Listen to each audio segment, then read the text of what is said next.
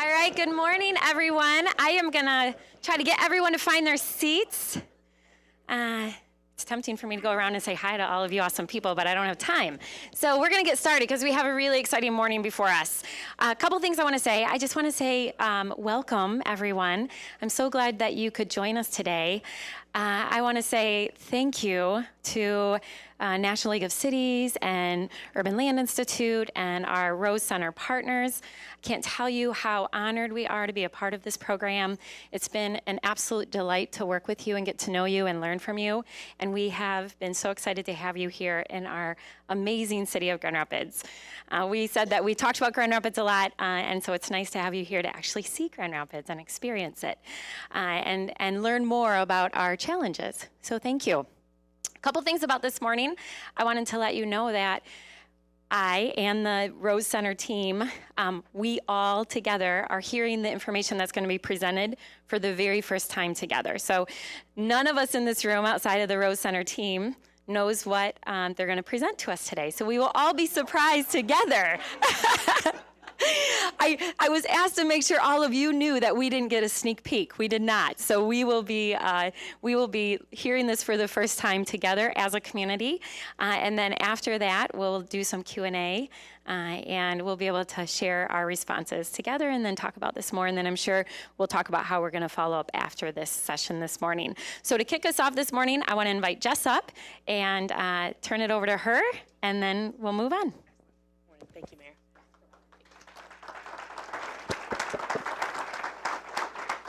Good morning, everybody, and good morning, Mayor. Thank you so much, and thanks to everybody here. We couldn't come in from out of town and do this kind of work without a lot of support on the ground, so really appreciate our hosts this week. We are here as a part of, obviously, a study visit to Grand Rapids, Michigan, as a part of the Rose Center for Public Leadership and Land Use, which was founded by a gift and a vision from this man, Daniel Rose, a real estate developer out of New York, who wanted to create a more collegial relationship between the public and the private sectors, for them to come together and discuss issues that are impacting our cities and how to make them better. The Rose Center is operated as a partnership between two national nonprofit organizations. One is the National League of Cities, which is the largest association of local governments in the country. We work as a resource and an advocate on behalf of 19,000 cities, towns, and villages across the country. So a lot of what we do is trying to take things that are being learned in cities like Grand Rapids and speed up the learning curve so that cities around the country can also learn from what's going on in their colleague cities. The other organization is the Urban Land Institute, which is supported by nearly 39,000 individual members who represent all the disciplines in the real estate and land use industries. Sometimes thought of as a developers organization. The largest single category of ULI's members are developers, but there are also, in addition to real estate developers, a lot of attorneys, financiers, architects, planners, accountants, academics, public officials who work in all aspects of the real estate and land use industry. So it's sort of a big tent for conversations about real estate and land use. So the Rose Center does a number of things, a number of programs on matters of public and private intersection of interest. We do forums, we do scholarships to allow public officials to engage in ULI conversations and other educational opportunities. Our flagship and our longest standing program, though, is the Daniel Rose Fellowship, which is what we're here as a part of. It's a land use leadership fellowship. Each year we work with 4 cities around the country. This year Grand Rapids is in a cohort with 3 other cities. We have a year-long program of leadership development and technical assistance for those cities. So the mayor is a fellow, always in each city, and then the mayor selects 3 other folks to be a part of that city's Rose Fellowship team. This is a photograph of when we worked in the city of Honolulu. I leave it here to remind you that the public sector meeting rooms and public sector meeting snacks are uninspired, even in a paradise like Honolulu. These are some of the handsome and talented mayors who have been through our program over the 8 years that we've been in existence. And this is the current cohort. So Grand Rapids is joined by Anchorage, San Jose, and Washington, D.C. for a year-long program that includes learning from their peers. So we've got members of the teams from those other 3 cities here as a part of the Grand Rapids panel. And also, importantly, fellows from Grand Rapids will travel to each of those cities and be a part of advising those cities and also bring learnings back to Grand Rapids. So we're here this week as a part of what we call a city study visit, which is our technical assistance model, where we bring in a national team of experts to come in and spend a few days looking intensively at a land use challenge that's been identified by the host city. And we're here at the end of that land use visit to present to you some of our initial findings and recommendations to the Grand Rapids team. So this is the panel that we have in from around the country. and I will introduce them and then turn it over to them. Our panel is co-chaired this week by Antonio Fiol Silva from Sitio in Philadelphia, Calvin Gladney from Mosaic Urban Partners in Washington, D.C. The rest of the panel is rounded out with Maggie Campbell from downtown Santa Barbara, Christina Garamendia, the Center on Law, Inequality, and Metropolitan Equity, the best title ever, perhaps at Rutgers University. Ellen Harpel with Smart Incentives out of Arlington, Virginia. Mara Kimmel with the Mayor's Office in Anchorage, Alaska. Nancy Klein with the Office of Economic Development in San Jose. Chris Kurz with Linden Associates in Baltimore, Maryland. Troy Russ with Kimley Horn in Denver, Colorado. And Eric Shaw, the Planning Director in Washington, D.C. So with that, the challenge that's been set forth is how can Grand Rapids align its community and economic development policies, practices, and incentives to achieve a more equitable city? And I will turn it over to the co-chair, Calvin Gladney. Thank you.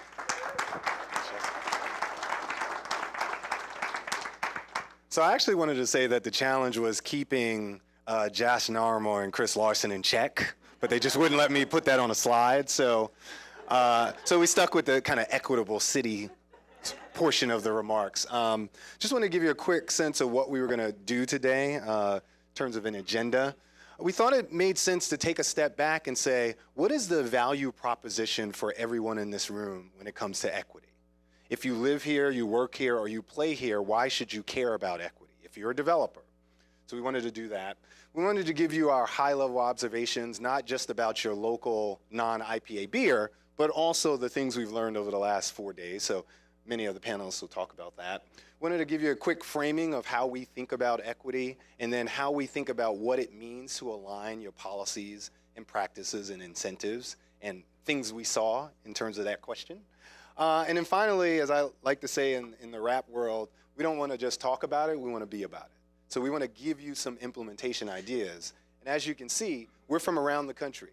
We work in the public sector, we work in the private sector, nonprofits and the like. So we want to give you a sense of the best practices that we've seen and a couple of at least initial ideas that we have.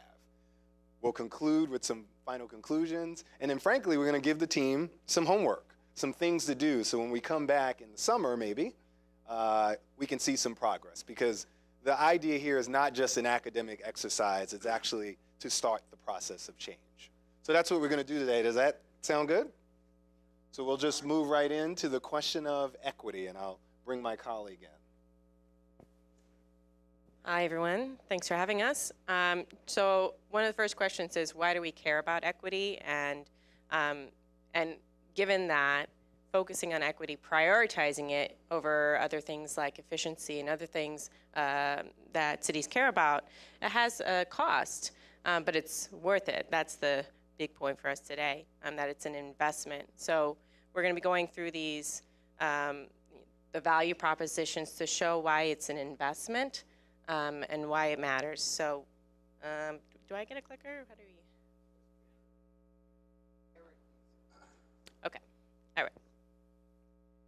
So, one of the first value propositions is that equity improves your fiscal health, especially in a place like Grand Rapids where so much of your revenue is coming from income tax. You know, it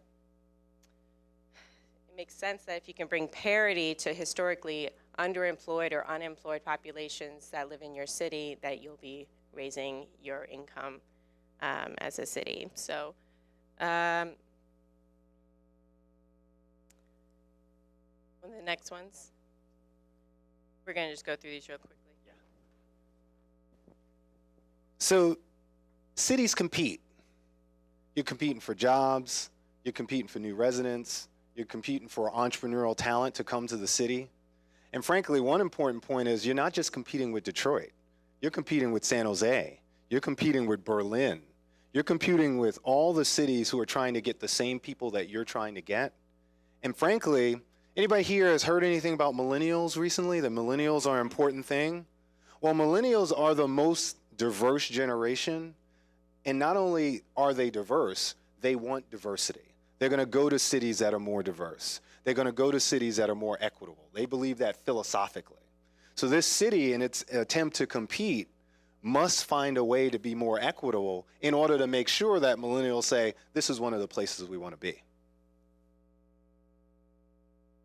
So Pro-Formas, since I'm both a developer and consultant, I said it has to say Pro-Formas because, there's a question of, well, if I'm a developer, if I'm an investor, if I'm a for-profit person, well, why? I mean, this equity thing, it kind of sounds like, oh, it's that loosey-goosey thing, but what about my bottom line? Well, frankly, again, equity improves your bottom line. If you're a developer, you'd say you're a performer. Because if you think about the demographics of who your customer is going to be, who's going to be the new person that rents in your building, who's going to be the new person that buys your townhouse, who's going to be the person that supports your business. In a more equitable city brings more people who can do those things, more people that have the disposable income. And frankly, they told me not to use the D word, but I'm going to use it anyway, density. I mean, all of this stuff goes to the amount of people that live in a city. And if a city is inequitable, that means that less people are able to contribute in the way that they could because they don't have the jobs, they don't have the income. And so if you're a private sector person, a for-profit health institution or like, you care about these things. And so you want it to be more equitable so you can get the things and the people that you want. The frog and the scorpion. Has anybody here heard this analogy of the scorpion and the frog? The frog and I see some smiles and they're like, where are you going with this? So really quickly, so there's this story, the scorpion and the frog. And so the scorpion and the frog they're at the end of a pond, and obviously a scorpion can't swim. I didn't actually know that, but a scorpion cannot swim. And so the scorpion says to the frog, well, hey, Miss Frog, I would like to get on your back, and so you can swim across the pond, and then we'll be fine. It'll be great, and I'll hook you up on the other side. And the frog says, well, hey, man, wouldn't you sting me? And like that wouldn't be good, because if you sting me, we would like die in the middle of the pond, and that doesn't make any sense. And the scorpion says, nah, well, why would I sting you? If I sting you, we'd both die. So that doesn't make any sense, right? So I wouldn't do that. And the frog says, that makes sense. So, scorpion gets on the back of the frog, and they're sort of swimming along. I don't know what a frog looks like when it swims. I can't really do that. But so the frog gets to the middle of the pond, and the scorpion stings the frog. And as they're falling to their depths, the frog says to the scorpion, well, why did you sting me? And the scorpion says, because I'm a scorpion, and that's what I do. And I make that analogy to say that at some point we have to think hard when it comes to equity to say, when we look at the execution partners, we look at the people who are building the buildings and bringing jobs to an area, they should do what they do. So we can't solve all the society's issues on just the backs of developers or just the backs of the healthcare institution that brings the jobs. We have to think about a balance in terms of we want an equitable city, but it also has to be balanced as to who shares in the costs so we can all get the benefits. So that's the analogy there. And just quickly, equity done right lifts all boats. I'll let you do that. So one thing about equity and what's important to making a society more equitable is that it offers everyone more choice. So that's housing choice, job choice, and it's commuting choice. So how do you get to one to the other? So one of the, just a review, I really see equity as a risk management tool. It is about, cities, it's an imperative for cities and governments to manage towards equity because it's an imperative and a core part of your challenge. It's a core part of your challenge and responsibility and opportunity. So, one thing I do want to emphasize is that the risk of doing nothing is higher than the risk of pursuing the challenging aspects of implementing equity. So the cost of maintaining the status quo is quite high. And so just to review, it reduces fiscal health and services, it suppresses the competitiveness of your city, it inhibits development opportunities, and it perpetuates those economic and social barriers. So with that inspiring, we're going to move into the observation. What do we see when we were here? Thanks, Christina. I'm going to talk about some high-level observations. And, high-level means that there's a benefit about a panel of so-called experts. Just means that we've been around the block and we've seen a number of things. To come into a city with fresh eyes and to really take in something and really with open minds and almost an external. And in that sense, these prove pretty useful. I think one of the first observations hands down, is you really do have the best beer we've tried anywhere else. I mean, we met at the Mayor at Founders, and I just didn't know there could possibly be so many different kinds of beers and amazing ones that I thought, what, So we'll get that out of the way. And beyond that, then as we started sort of sobering up and taking it to the next day, we really saw that. I gotta press this too. We really saw that there is a lot of discussion in the city about equity, and the city and the community is working to assess, to champion equity at all levels. What struck us is that sometimes they're not aware that other people are, that maybe at staff level people are thinking about equity, but they're not entirely aware that people in council or other areas are also thinking about that issue. So there really hasn't been that much communication, yet surprisingly they're all sort of really, it's on their minds. Clearly, as the mayor's speech, State of the Union, or the speech, which actually the word map that you saw was extracted from her speech, equity is something that is also seen as very important, that in this community, all need to have access to opportunity for the community to succeed. You can't anymore think that it's not something that it comes along together. And as we talked to people, we had interviews, about 60 people, very, very intense, and we divided them almost in groups, not to segregate, but to let people be comfortable that they're within government groups or developers, and they could just freely speak their minds, and we promised total anonymity. And it was obvious that when you got to groups of government, across the board, there was hearty recognition that there existed all kinds of inequities. The same with developer groups. If I may say, particularly the younger, more up-and-coming developer groups, and even people that are doing a lot of things on the ground.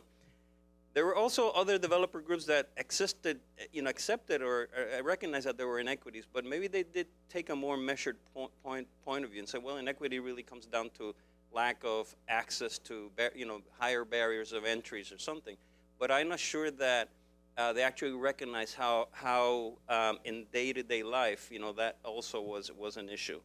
And then another thing that struck us is that if everybody is having that conversation about inequity, and if the city also has a certain history about it, and everybody's thinking about it, that equity has not really been clearly defined, in the sense of, okay, what does that really mean where the rubber meets the road, and how can you really begin to define what it means? How can we define our goals for it? How can we really look at an agenda that is sort of really, in paper and says, okay, let's go through it. And the one thing we did see is that there really is a limited alignment between the need for the thinking of equity and the practices that are underway and the incentives and how they're implemented, and that was a really kind of a key kind of important thing that we saw. And that manifests itself on the ground in the day-to-day things. And for example, the mobility network is something that arguably is not really contributing to equitable outcomes. How do you manage parking? How do you manage transportation of all kinds? And how they're really integrated and really part of a policy, that is not really working as well as it could to get to those outcomes. The other part of it is the incentives. The incentives is a word that here in the city, in the development community, was almost more pervasive than in any other city that you talked about. Everybody needs incentives. And when you look at incentives, there's a tax revenue and there's some new activity that comes over. And in order for that bump to happen in new activity, that green area means that you're going to forego certain income so that you actually get activity that then not only at the end creates a higher tax base, because there are more jobs, but also presumably it leads to other incomes. First of all, that it's not like, how do you call them, empty calories, that you're not just getting stuff, but that it's not doing other things, So in some ways, you really should be thinking about incentives, that you should kill more than one bird with that stone. Everybody's now looking at maximizing things. So it shouldn't just be one purpose about it. And in that sense, one of the things that we said is that we realized is that the incentives is really sort of like it's just so pervasive, the discussion about it, that everybody's very focused on incentives when it comes to development. And Grand Rapids really lacks some other tools that other communities have. Admittedly, some other tools are that as a state, you have some constraints, legislative constraints that other states don't have that prevents the city from doing it. But also it's sort of more kind of loose thinking about it. The city is recognizing that land use decisions are a powerful means to deal with, equity goals. And they also acknowledge that private investment, is really a way to harness to bring opportunity for all. But it could be way more effective in really not aligning land use decisions and the investments and where they are and what they accomplish. And in that sense, then when you talk to developers, they all agree that there are inequities, but it's true that some think, well, that's not our job. Inequities are better addressed by other means. And that'd be easy to say if it wasn't for the fact that the development is being made by public funds coming back from taxes, and public funds or public assets that come from the ownership of the land that the city has. Those public funds have to have a greater public purpose. So to somehow say that it's somebody else's job and yet take advantage of those incentives is somehow a disconnect. I mean, a basic disconnect. And in that sense, the incentives, the way that they're, I've been in other cities, I've been the planning director in cities, I have a panel here, so we're sort of talking from our observations relative to the benchmark. It seems that people come to the table and the incentive is not an incentive, it's an adult's right, it's an entitlement. It's like, okay, when I was a kid, my mom said, okay, you get the cake after you do the homework, or you do the homework and come back for the cake. Here it's like, no, the cake is already set at the table, And in that sense, you're like, well, so I think that, you got to really think about an incentive really being an incentive. And at some point also you say, well, you needed that incentive because at some point it was not possible in the city to do any development unless you had some incentive that allowed you to go back to the ever important pro-forma to make something happen. But the other interesting thing is that talking to developers, particularly the younger generation, people say, there are places in the city where you really don't need these incentives. Maybe you squeeze the architect a little more and you think of other clever ways of doing things. And an architect, so I've experienced that in the flesh. And you start looking at other ways of doing things. And the reality is that sometimes somebody related anecdotally, and this is all anecdotally, so I didn't sign an affidavit. I didn't have an affidavit signed, but say, there are developers that come into this town to do a project that's a limited renovation project, and they realize, what? You mean there were incentives? I didn't know that, But lo and behold, they got through the process very fast, and they actually worked to accomplish things. And admittedly, there are parts of the city that maybe you don't have to do that. But the reality is that the city has, with this amazing resurgence that you have in here and fueled by all that beer, the city really has gotten to a place that it wasn't before, so that there is the time that the city is ready to take that next step. And I think that the city has acknowledged that those economic development incentives can be retooled to better support initiatives. And yet we have to really connect that and just say, okay, but how about the initiatives for incentive? Let's really think about that in the broader sense. So Grand Rapids, it really can benefit from financial analysis of these incentives and understanding if what you're looking at I go back to that foregone kind of green area, that you're foregoing that revenue, that's not monopoly money, that's real money. And that somehow, maybe that doesn't reflect itself in the revenues that you're arriving in the city, so that it may seem like free money, but the reality is that is really, you have to really take an analysis saying, are we getting our money's worth or that big green share of the pie? Is it really sort of being worth it? The other thing is observations of our partners. This city is truly, truly blessed by having an amazing array of companies, philanthropies that are coming out of that company and that wealth, and all sorts of ecology organizations that have come through it.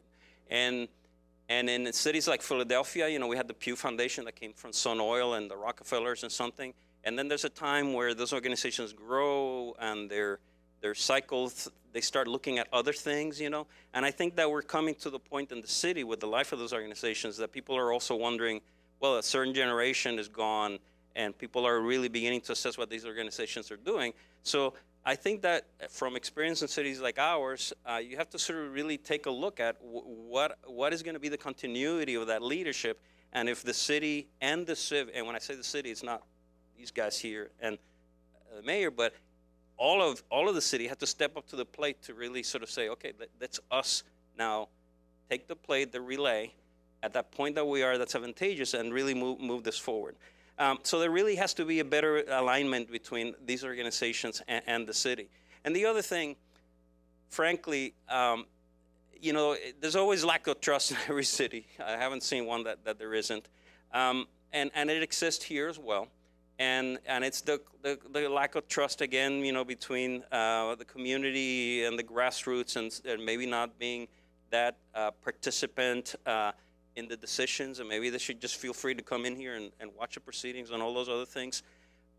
So some of that is expected, but also, frankly and surprisingly, some of the people who are also the participants in the development community also felt that there is a perception, whether true or not, that maybe some outcomes on who are the people who are going to be developing certain areas or how the process works is fixed. And I worked for a mayor in San Juan when I was a planning director there, and Sila, she told me, you know, Antonio, reality is perception, because sometimes I would see articles in the paper that said something, I said, this is absolutely not what's happening at all. I said, well, but reality is perception, and you really have to make sure that the process is very transparent so that people understand that the system is open. And, you know, in initiatives that are coming forward, that's very important. So Nancy, you want to take it to the next? Sure. Thank you so very much. We'll key up the next. First of all, thank you very much again. I'm a proud Michigander. I hail from Detroit, and I want to just say how beautiful Grand Rapids is. I've been here many times, but it's been several years, and wow, it's so clean. The people are so friendly, and there's some beautiful things happening. So kudos to you for the projects that you're working on and the community that you're building. I mean that sincerely. And I also want to just say from experience that your staff is really smart, that the Rose Fellow team members who were chosen are top-notch, and they would vie anywhere. And in California, we always say we're the best, of course. But just really felt strongly about that and wanted to say that. So what I get to talk about is some other challenges that follow on the theme that Antonio was raising. There's a limited consensus at this moment, which makes a lot of sense, looking at what is the return on investment of the public subsidy and the public investment. It may well have been exactly the right thing to do to get you where you are today. And it may continue to be, but that is a conversation that the commission, the mayor and the commission, are asking. What do we do and how do we do it going forward? So that's what this is about, not in any way blaming what has been to date. It's looking at what are your goals and how do we realign? Because the incentives that you've got, and you've got leadership in the room that is already looking at with the incentives that you've got, can you additionally get other things that particularly meet equity goals or other goals? And so what we want to say is, based on looking at that investment, maybe you also need to look at it and have a more metrics-driven approach where the full community, either through the commission or a committee of the commission, is really drilling down. What have we built? How many units? How many people? What's the tax revenue? And then together talk about, is this where we want to go, and or do we want to shift? So that's what we're talking about, is an inclusive process of looking at hard data and then making decisions as a community. The other thing that I want to mention, and in San Jose, God love them, we have really good but incredibly risk-averse attorneys. And it's a problem where we're asking the attorneys to find precedent. And if we risk getting sued, that's okay. If we're doing, I'm serious, if we're doing it for the right reasons, some of the application of the rules and regs that Michigan has, again, happy Michigander, some of them can be looked at to get you more where you want to go. And so that's where we'd look and encourage taking some risk to see if there's other ways to interpret, find good grounding, and take a bit of a leap. I also want to suggest that on the notion of risk, and I say this as a senior official in the city of San Jose, that I think your staff, from observations we have, is suffering a little bit with risk. I think as you do this work, it's going to happen that you're going to make mistakes. And it has to be okay to make some mistakes. And I think there's a lot of pressure. And they didn't even say it, we're just watching it. So I just put it out there that maybe that's something that you could have in the zeitgeist a little more, that, hey, we might screw up in a place or two, but it's because we're all trying to do some good things, and we'll adapt and adjust and move on. The other thing that is also a community conversation, this isn't a right or wrong, is there's a smaller core of key developers who've done fantastic work, and asking the question, is there appropriateness of also being intentional about grabbing up some other investors and other developers or other architects just to throw it in the mix. So that's a conversation, because some fantastic work has been done there, but also just asking what is, as we like to say in San Jose, are we getting fresh meat to come mix up the ideas or approaches? With that, we have one other little bit of set here of information. When we're talking about framing equity, I come from San Jose, which is we can argue about this. Alaska likes to argue with them. San Jose, the most diverse place in the nation, and we really welcome diversity. By the numbers, we have a third and a third, a third. White folks were long not in the majority long ago. So people of color are the majority. So it's really important, and it's incredibly valuable. It's our return on investment. Companies purposefully pick for different points of view because they get different product. So that's part of what we would say in the Silicon Valley way of innovation. That's part of the zeitgeist. So in doing the work that you are doing, you're embarking on a really bold and important conversation. And now how do you drive it, right? You're at the place where you're stating this is important, but what we want to observe, we have not seen, what does that mean? What does equity mean to you as a collective, so you can all get behind it?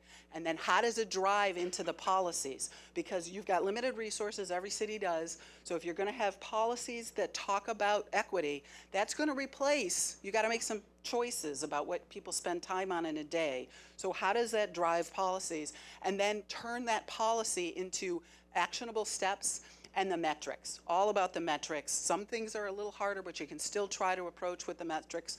Are you getting at it? And how do you talk about it in order to say, we need to tweak this or that? And then just to highlight the notion of an iterative approach.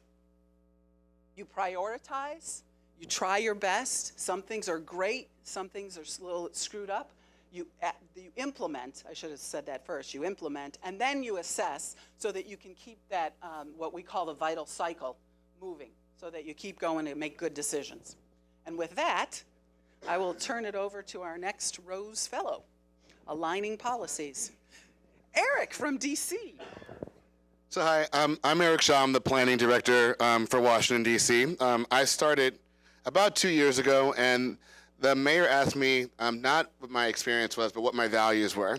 And one of my big commitments is to advancing the idea of equity in all the work we do as a planning department within Washington, D.C. And so, but that means that we have to sort of get to some alignment in our practice, our policies, and our intentions. And that means right now that we need to reframe the outcomes of existing programs through existing equity lenses. We need to partner with affiliate institutions to find common outcomes. We need to synthesize stakeholder priorities into program and project outcomes. And then we need to know when we're shoehorning something in, right? So like, it sounds sort of good and you're really trying to make it work, but you know what? It's like the stepsister, right? You're not Cinderella. You know what I mean? So it's not a glass slipper, but these are things that I think about. And so when they asked us to think about this, it's really fun that I had to think about a process of how we're doing this as a planning office. And let me tell you, like DC, Grand Rapids, I've worked in Salt Lake City, this is an issue all of us are dealing with and trying to find our own solutions. But this is something that we've done. And so we are in the process right now of doing two things. We're amending our comprehensive plan for the first time in 7 years. It's a 1,000-page document. Pray for me on that. But we're also writing the first cultural plan for the city. Oh, did it not come up? Oh, I'm Sorry. We're also doing the first cultural plan for the city under an edict from the mayor and from the council. And what started off for the cultural plan was a lot of arts organizations says, we need a reason to get more money. And that was sort of the intention behind it, right? And that's a good intention because arts organizations need money. But we started to think about how can we make this bigger and really advance the larger goals of the city. So the first thing we did is we did an assessment of public sector authority.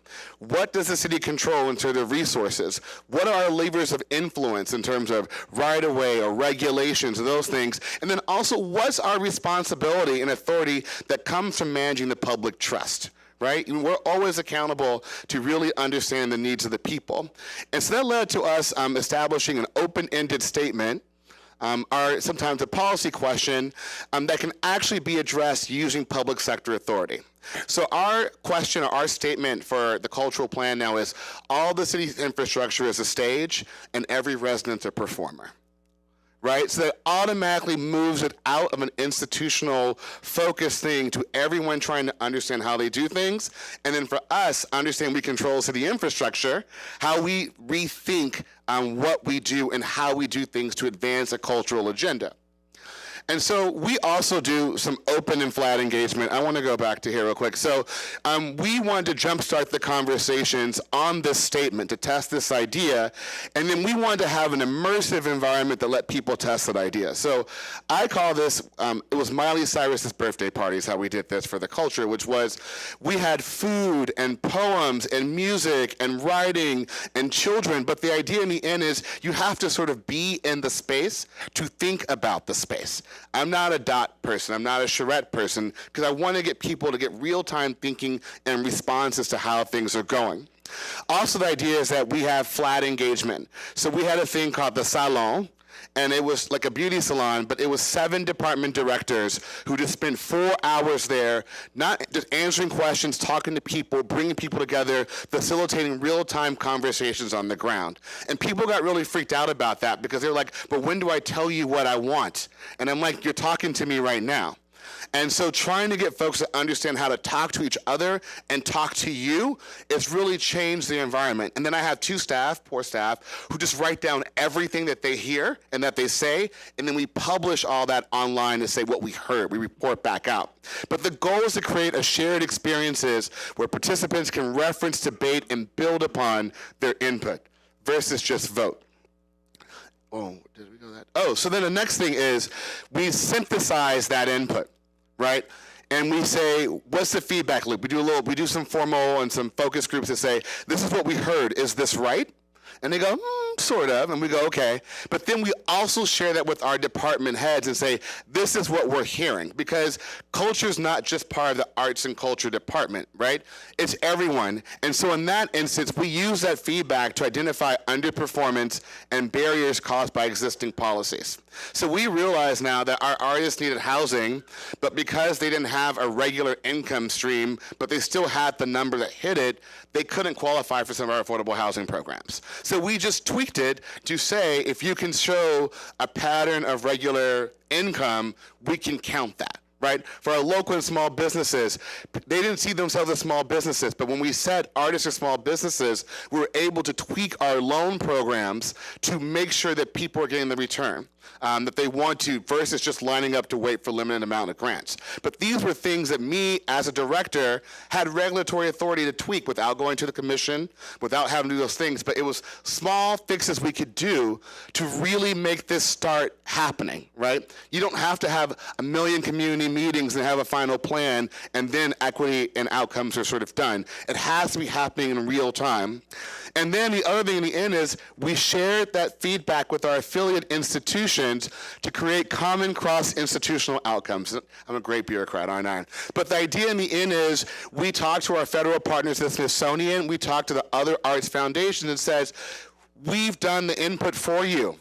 Right? Don't go do another community meeting asking the same questions. We did it with our resources. Can you agree to start aligning some of your programs and your work with us? Right? And so in this instance, it led to, and I love this, establishing an integrated people equity forward public investment strategy. right? Where the implementation outcomes are realized in the budgets of multiple agencies. So now what's happening with our agency directors, we did the small fixes in policy, but you know what? The parks budget has something that supports arts. Our housing budget has something that supports arts. Our transportation budget and sidewalk supports arts. Our economic development supports arts. So now it's not just what happens with the arts budget, the Arts Commission. All of us now have entrenched in how we invest into one idea that all infrastructure is a stage and that every resident is a performer. And so in that instance, if the cuts are slashed, we're able to think about it holistically. And then also in the end, it's to leverage that money. And so how do we say now we have alignment on outcomes for equity and alignment for community with other institutions? You know, I'm putting in 10, you're putting in 10, we're putting in 5, and we hit our 25. So everyone's able to leverage and align. But that also comes with one thing too, which is leveraging time and talent of people and institutions. So it's not always the government giving money, but we're also asking what's the commitment on the part of the community for investing in mentorship, or providing art classes, or for banks putting in more money, but we're asking everyone to put in their percentage. And then the last thing on this is, then we figure out the gap. So we don't start with saying what's the deficiency and what's the gap. We end with, we were able to leverage all this money, put this everywhere. What's the one thing that's still missing that's unique to artists or communities of color or in affordable housing? And then we work to create the program. But we don't start with creating the program that can be cut. But we work to say, how do we institutionalize something and then add something extra to fill in something that's unique? And so that's the approach that we're doing. And so I wanted to just give you 2 more examples. I worked in 8 different cities. I was a community economic development director for Salt Lake City. I'm surprised, you know, city just like here. And so what's interesting is, in that instance, they asked the question of, can we get more with what we're doing with our new transportation infrastructure? So the feds require you to also have ridership numbers to keep up your money, right, Josh? So in this instance, the mayor says we have an equity issue and we want to get the most out of our transportation. They create a thing called the Hive Pass. For $365, any resident of Salt Lake City could ride transit for that. It was a one-time payment. And what we found out in the end was, guess who sort of used it the most outside of, well, we got our numbers, but a whole new population we're riding. It was homeless people riding the jobs and services. Right? And we had never thought about that, but we said, like, this made transit affordable for people who actually needed it the most, right? And then we got our ridership numbers as well, but it also exposed something. Because we had built a new system, we had got rid of some bus systems. So while we had some poorer communities that were able to afford a bus pass, we had cut their bus line and made them so they had 40 minutes more to get to work. So it made us rethink our equity and redoing our transit system as well, because this highlighted something. I can afford it, but I can't afford it in time, right? And then for DC, we're asking this question now, can we dispose of public lands in a manner that better serve the public? So the first thing our mayor did for some key parcels was did something called the Our RFP process. So for strategic parcels, not the big ones, because the big ones take a lot of sort of planning and that kind of work, but for strategic community parcels where there have been community conversations, we had a series of community meetings that set up the scope and the outcomes that we put into the RFP for the disposal. So when all the developers came in, they knew what the community wanted and what the community outcomes were going to be, because the community helps set the scope. If that's retail or housing choice or design. So we've done 7 of those now? No, 4.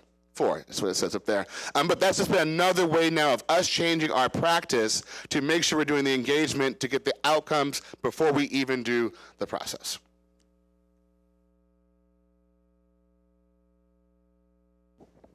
Thank you, Eric. Good morning. I am a transportation professional. I love the smell of asphalt in the morning. But I was also a community planner, so I understood how mobility and transportation relate to land use. And while that's not clearly on your incentives package, transportation and the mobility it provides is probably the #1 incentive. Why people choose to live where they live, why they choose to work where they work, why investors choose to invest where they invest.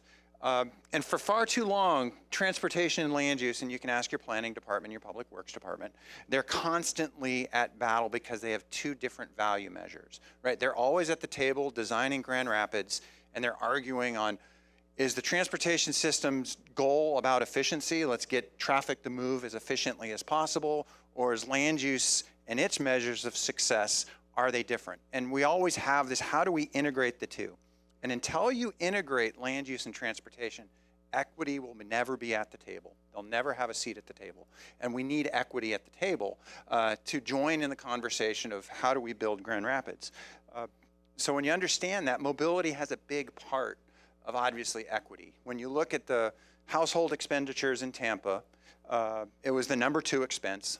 17% of their household income went to transportation. 19 or 20% went to housing. Pretty equal. So if we want to think equitably, mobility is a fundamental component of how you look at Grand Rapids. So what is mobility? It's not transportation, it's different. It has a different measure of success, right? Mobility is more than parking in buses or cars. It's really multimodal. Now I'm using these words because they're not engineering terms, and we don't measure our transportation terms in these words, and we need to, right? So mobility is about multimodal. All modes of travel, cars, transit, pedestrian, and bikes. It's about being connected. How well are we connected throughout the community? And of course, it's about efficient. We're not going to sacrifice the quality of our transportation systems for any one thing, so they have to be functional. So let's dive in a little bit to what this really means towards city building and equity. Pedestrians, bikes, and transit. So what is multimodal, right? First and foremost, they have to be safe. For all modes of travel, is it safe to walk along the street, to bike along the street, to drive? Are we designing safe transportation infrastructure? Are they accessible for all users and all capable or mobility levels of our seniors, our children? Can they safely access these systems? And then are they affordable? Are we looking at a transportation system that all populations can benefit from? What is connected? And these are important metrics because we don't measure our transportation system by this. You know, what does the transportation provide? All modes of travel. How many households or the diversity of housing options are available through the transportation systems reasonably, right? How much food, goods, services? We hear about food deserts, right? That's a land use and economic phenomenon, but it's realized through the transportation network if you have access to food or not. Employment opportunities, matching wage earners to jobs, and making sure they have reasonable access between them. Are these metrics on how you evaluate your transportation system, or is it simply level of service? Or is it simply revenue hours or efficient transit systems? How about access to education and community resources, parks and recreation? Those are all metrics that if we look at the efficiency of our transportation system alone, which I dare say most transportation industries do, you're not capturing what transportation's objective is within communities. What is efficient, right? We need to make sure all modes are reliable and convenient. We know they're functional, they will deliver me on time in the place I want to go. But are they convenient? Right now, I'll dare to say your transit system is a social service. It's not a transportation provider. If you have headways of less than 15 minutes per hour, it is not a reliable or convenient transit system. It is a movement of last resort. So how can you look at your transit system to be equitable? It's not just for populations that are dependent on transit, it's for populations who could have a choice to use transit. And if you have an hour headway, you are not providing a transportation system for anyone. You're providing a social service. So understanding what multimodal or mobility is all about, now let's look at incentives. And it's how you look through the lens of each infrastructure. I'm just going to give an example. This is parking and how you look at parking. The traditional parking problem is let's try to solve the parking problem, right? But parking isn't a problem, it's a tool. It's how you look at it. It's an opportunity to sculpt how your city performs. So the traditional parking process, right? We understand the situation. We understand how many people are parking and how long, which parking lots are full, which are not. Step one, understand your system. Step two is, all right, before we invest in more parking, let's maximize our resources. Let's make sure we're using the underutilized lots before we build new lots. Then we want to manage that demand. We look at pricing, we look at duration. How do we best manage that resource? And then is there ways through management and design to shift the pressures or shift the demand to other modes of travel to extend the life of our parking resources? And then lastly, the point of last resort, because parking is so expensive, 1, to build and 2, to operate, is the last thing you look at is expanding that system. So that's the traditional way to look at parking. How does equity fit into that conversation? Well, it fits throughout if you open your minds and say, how do we measure success? Success shouldn't be necessarily just utilization, right? It's equity. There's other measures of how parking works. So if you understand the situation and you maximize your resource, this is an image of a parking study that we've done, and it's showing a 500-foot walk, how far people are willing to walk, 500 feet. We know 7 in 10 people will do that with no question asked. The red areas show where parking was heavily utilized. So every parking system has really popular parking spaces. But within a reasonable distance, you have parking available in most cities. Now, I haven't studied Grand Rapids, but I would imagine it's just the case. You have really popular spots, you have less than popular spots. So one of the most efficient parking strategies, and equitable, is instead of looking at parking supply, you look at extending the reach of the pedestrian. Improve the streetscape, improve the bicycling network, improve transit, connect these things so people can choose on where to park instead of being hostage to only one place to park. Next is, how do you manage that demand? Obviously, when you look at pricing, that's an equitable issue, is how do you manage the pricing and the time? Where do you allow it? You don't just simply look at the price from a revenue perspective, but it's managing the whole system for all users. And then lastly, once you've managed it, how do you shift that demand? And I'm bringing this up in parking because parking is typically an enterprise fund, that the fees for parking have to go back to parking. Well, if you look creatively at parking, all of these issues can be funded by the rational nexus of how an enterprise fund can contribute to equity, not just parking. Shift that demand. Transit is actually a partner that can extend the life of your parking facilities. You're starting to do this with the Dash, but can you think broader? Right now, the Rapid doesn't have great headways on all its routes. Can you actually partner and improve those headways to become a reliable transportation system? That actually is a direct nexus to managing your parking supply. How do you look at trip reduction measures? How do you update your regulations? Those are all equity concerns. So I wanted to just show you that example of how, if you look at your transportation infrastructure differently, you can actually introduce equity to all means of transportation. Now we have other means and examples of implementation, and we're going to now talk about engagement. Thank you, Troy, and thank you guys for having us here. Very excited to be part of this panel. I'm Maggie Campbell. I'm the Chris Larson of downtown Santa Barbara. So I'm very blessed to get to live in that beautiful place and work there. But in a previous part of my career, I was the Chris Larson in downtown St. Louis, and I also spent time in Jackson, Mississippi. And I think it's fair to say that those two cities have a similar history of inequity and have struggled in very interesting ways through the years in trying to deal with that. I'm wanting to remind everybody that we are in the implementation ideas, so there's 5, and we're going to cover the engagement process itself. So the first point is that, from my experience in different cities, engagement is a full contact sport. It is going to be messy. You will make mistakes. If you don't dive into it and do it, you're not going to make the meaningful change because you're not going to overcome the pain and the acknowledging and dealing with the past. And that is just the fact, and that is why engagement will be so valuable here. It will be uncomfortable for everyone, but reputation matters in this competitive space of economic development. One of those imperative reasons why this equity value proposition is so important. So it is going to be a very long-term commitment for you. The best example that I've seen of a city that's very intentionally set about to overcome the past history is Birmingham.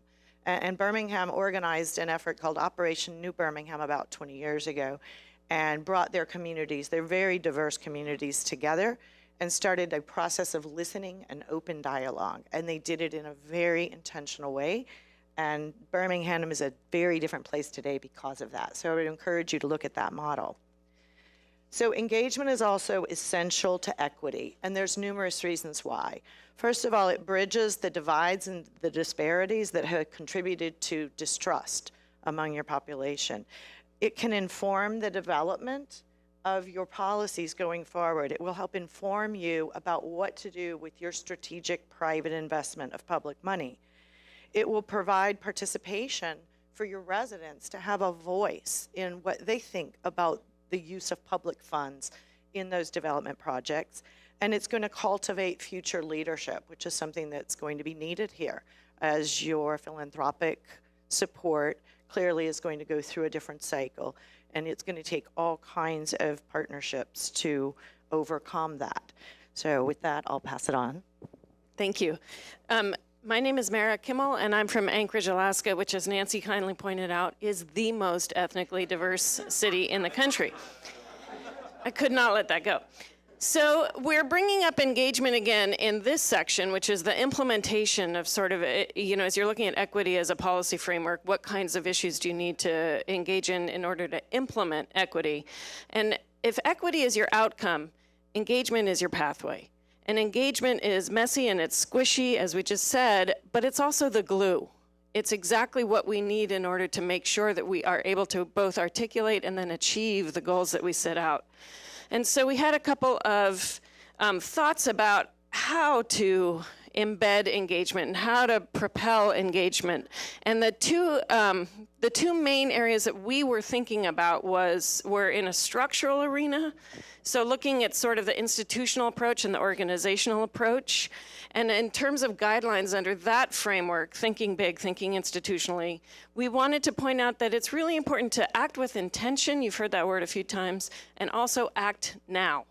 The time is ripe. You've got a couple of really interesting and amazing development opportunities on your horizon, and embedding these notions at this point in time moving forward will help to engender trust and confidence that equity is, in fact, a substantial and driving goal of the city. Also, the way that you do engagement with communities, it's not one directional. It needs to be, the model for engagement needs to shift toward a more interactive mode. So not just being treated as a checkbox, but rather much more interactive, much more iterative, much more ongoing. And then also this notion, I think Eric pointed this out, meeting people where they live and thinking of different ways to engage with the community. So it's not just your typical public meeting, I think that we've all gone to way too many of.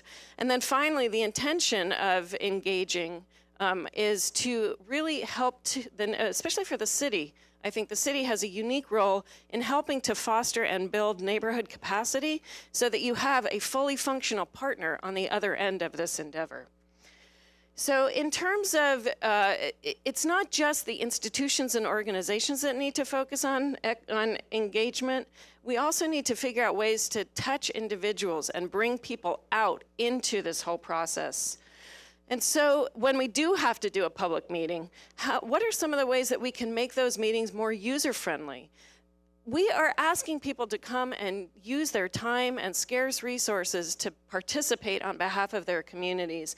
And that time is valuable, and typically we have not valued that time. And so thinking about ways to pay people for that time, whether it's payment as a community navigator or what have you, there are different ways that we can think about this. And Seattle, I think, provides some good examples of how you can actually engage people, not obviously probably at a living wage, but at least helping to offset some of the costs of attendance. You can do things like offering food and childcare and transportation to public meetings. You can have other agencies and organizations available at those meetings, so it's not just for purposes of doing one agenda item, but you can have department heads talking about what other actions are going on throughout the city. You can bring in service providers so that people can get access to critical services. So there's all kinds of innovation around actually holding a public meeting as well. And then the second thing Eric mentioned something about creating the space to be in the space, and design and intentionality, again, of creating public spaces and public gathering sites, I think is something that is really, really vital. And so creating public spaces in a way that engages people, in a way that reflects community character and history, and that draws people out with different kinds of options for programming that's either no cost or low cost, I think really adds to trying, again, to bring people out of their homes, out of their neighborhoods, and creates the sense of a welcoming community and an interactive community. So I think our last point about engagement is that it really is going to take everyone in the room.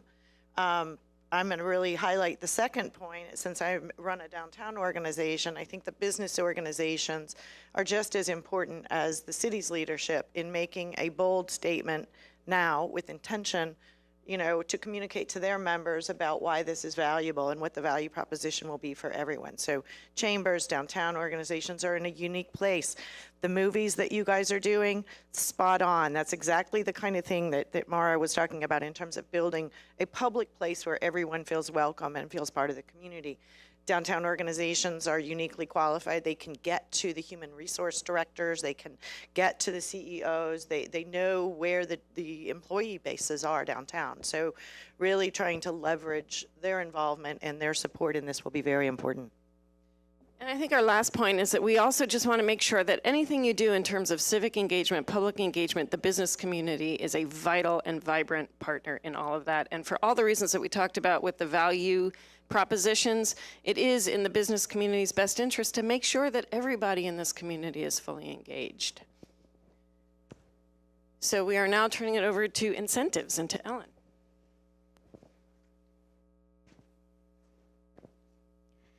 Christina and I get to talk about everyone's favorite topic, incentives. I'm going to start this conversation with a slide that I always use whenever I talk about incentives, because it's very easy for this conversation to get away from us. It either kind of gets, way abstract, incentives are always good, incentives are always bad, or we can really get stuck in the details of individual transactions. But what I want to do with this slide is remind everyone why we have incentive programs in the first place. And that is, we have them to achieve our community's economic development goals. These goals vary by location, they may vary over time, they may even vary by individual program, but incentives are never just about the transaction. They are not just about completing the deal. Good incentive use is always connected to a larger economic development strategy, and I think it's important to just kind of remind everyone of that kind of foundational element. Now, that's true. But program rules are different than program strategy. And so they can be sticky, and they are different over time. But that doesn't mean they can't be adapted or tweaked, and we will talk a lot about that. But I think it's important to remember that this is, as an example, a program that we've heard a lot about in our time here today, or this week. And a brownfield program has certain objectives, and those are always going to be true. That doesn't mean they can't be tweaked, but the point of this slide is to say that incentives might not be the best place, and it's certainly not the only place to look for tools to advance your equity objectives, because there's only so much that it can do. It's one tool, but it's not the only tool. And that's why, and I think one of the big takeaways here today is the whole set of themes that we're talking about, especially in this implementation area, but themes that we've been talking about from the beginning of this hour are so important, and that they all need to be considered together. And this is just to say, well, when we look at what this program does and the resources and the spread across the city, this can be tweaked. This is one area where you can make some changes, or you can think about how this can be used, just given the scale and scope of the program. So we'll talk a little bit about how that can happen. So how can we connect our incentive use to equity goals? I use this framework when I talk about incentives, again, to emphasize the point that it's not about a transaction. It's not just about a point of time. Good incentive use involves a process. And so we break it down into 4 different steps. Data analysis, transparency, and accountability affect all of the steps, but we look at the recipient of the incentive, we look at the nature of the deal or the project, After that's signed, we look at monitoring compliance with the agreement over time, whether the project or the developer has met the expected terms to get the incentive, and then effectiveness. So overall, it has this incentive, and is the incentive program effective at helping us achieve our goals?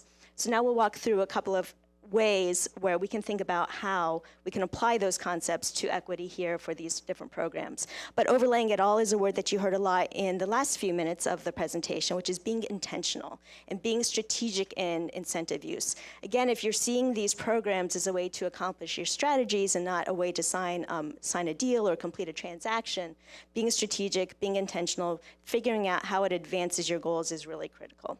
So that's kind of the overlay.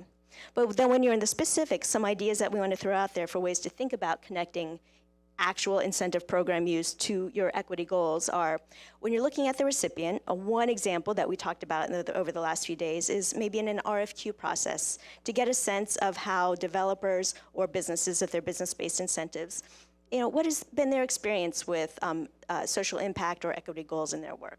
Just kind of doing some due diligence on how they approach this issue. Then when we look at the deal, a lot of communities, and I suspect that Grand Rapids does this in some way, shape, or form, has a scorecard for evaluation. So it's not just, so meeting the project criteria is sort of your baseline, but you would hope that it does more. I mean, that's why because you're not just implementing a program, you're not just program administrators, you're trying to do something good for your community. So thinking through in a scorecard format, or a way to prioritize different opportunities where you value more the ones that do better at moving you towards your long-term goals, that's a part of the process that we're talking about here, and that's another time to start thinking about your equity goals. The third one would be compliance with your performance agreement. Again, just using the Brownfield program as an example, I'm not sure that given the way that the program is set up that that's the best place for this, but normally that would be a very good place to start kind of tracking progress and compliance with what you're trying to achieve. The last area is actually where I happen to think that there's the most potential here in Grand Rapids, and that's thinking about evaluation of different types of outcomes and thinking through all of the themes that we've been talking about. How do you know if you're becoming a more equitable city? What are the measures that you're going to use? And then how are the investments that you're making accomplishing those? And we're not talking about it in terms of a hard and fast program rules or, if you didn't meet these guidelines, then we're going to penalize you. But really knowing, really learning. I think this whole conversation started with a lot of data about what's happening in the community. And that same kind of thinking can drive incentive use. Just tracking a couple of key metrics over time to see what's happening. Are you moving closer to your equity goals through the use of these programs? And again, not with a penalty or, trying to take people down in mind, but just trying to move the conversation forward. What is working for us? And so with that, Christina's going to walk us through some ideas. Okay, so again, the outcome evaluation is looking at the effectiveness. In this case, we're looking at common measures of effectiveness for incentive programs. How do you measure the effectiveness in terms of meeting equity goals? So some of the measures here, number or character of housing units, employment characteristics.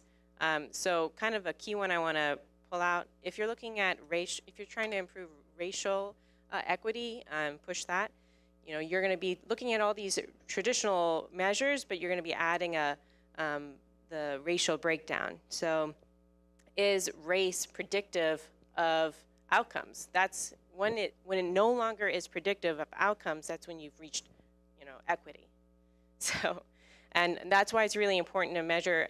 If you're going to measure these now at this snapshot in time, it's going to look pretty bad. So one thing that she mentioned that is important to look at is change over time. You're looking at improvement over time, and that you should take that as a measure of success. And those are going to be small changes that are iterative. So other different measures that are used for measuring the effectiveness of incentives. A lot of it is about the employment characteristics, but also the different public benefits in the neighborhood. So, and again, we mentioned bringing mobility metrics again. But one thing I do want to emphasize is, effectiveness and outcomes. Those are measures of equality, and equity is a little more complicated because equity is about a process. And so all these measures are going to be, I consider these, in my work at Rutgers Law, this is something I'm struggling with a lot, is that these are going to be, when you see racial disparities, those are really red flags. And to really understand equity, you have to dig in deeper to look at the process. So I just want to emphasize that. And lastly, for this section around incentives, in terms of an important part of this measuring outcomes, measuring effectiveness, measuring equity, is the responsibilities of the city. And a major, this is something I talked about when I first was up here. If equity as an investment, equity as risk management, something that a city as a asset manager is responsible for is communication. So that's communicating both expectations and results. So for communicating expectations, it's your job to provide consistent, sustained language on what the city wants to achieve. So that's why you have to emphasize the equity. And also reframing yourself as, in this new era for Grand Rapids, the city is an investment partner. You have some equal demands. You're not just, this is, going back to some of the things we said about the incentives have become an entitlement. And that's not necessarily, if you can accept that if you see yourself differently as an investment partner. And lastly, communicating results. It is your duty to be transparent about how effective are these different strategies you're taking. So going back to that iterative cycle, as you communicate results, if something's not working, then you can iterate and reassess. But it's important to communicate that out to the public about that. You had this bonus. Well, since we started with the Brownfield program and just this idea of that there are tweaks that are available to it, but that there's a whole range of things that need to be thought about to accomplish the city's equity objectives. And the same may be true within the slate of incentives. It's always good every once in a while to kind of go through and look at what you offer and say, are these meeting our program needs now? And so that's just the bonus thought. That might be an opportunity for you. If you don't think that your current slate of incentives are accomplishing what you want them to, it's a good time to sit down and kind of rethink about how what else might be done.